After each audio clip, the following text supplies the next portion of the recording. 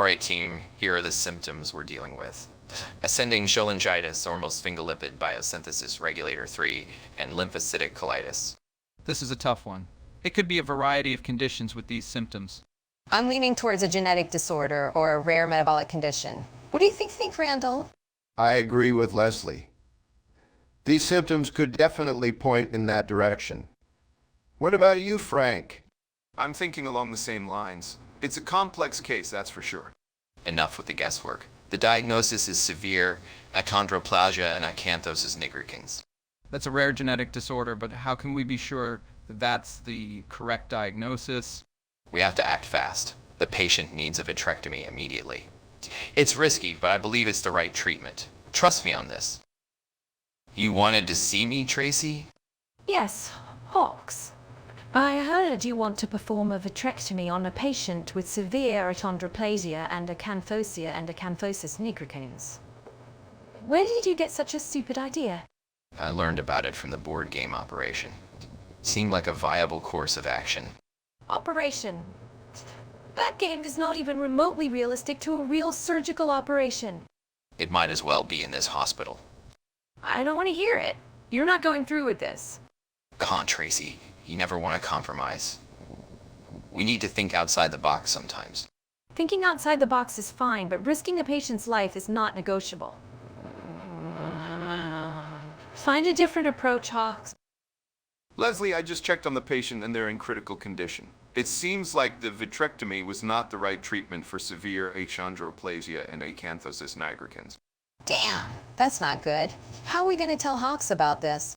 I'm not sure, but we have to be honest. We can't just hide the fact that the treatment was ineffective.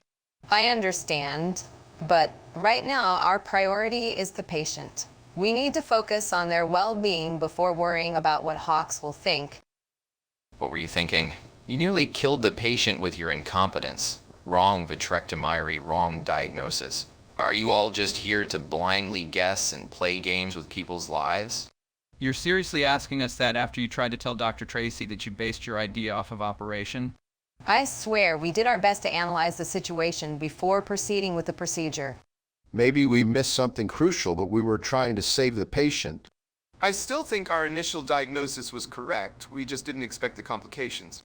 Don't you dare try to justify your mistakes. You're all a disgrace to this hospital. I can't believe I trusted any of you with this case. Please, let's review the case together. Maybe we can figure out where we went wrong. No, I won't waste any more time with you incompetents. I'll handle this on my own from now on. We're all useless. We can still learn from this, Dr. Hawks. Let us prove ourselves in the next case. You've already proven enough. Now, get out of my sight before I decide to report you all to the board. Useless fools. So, how's everything going outside of work, Johnson? Oh, same old, same old. Just trying to keep up with the kids and all their activities. Whose kids? Have you tried the new restaurant that opened downtown? My cousins. No, not yet. Is it any good? I heard great things about it. But hey, speaking of things to figure out, I think I just cracked the case on that patient we've been discussing. Wait, really?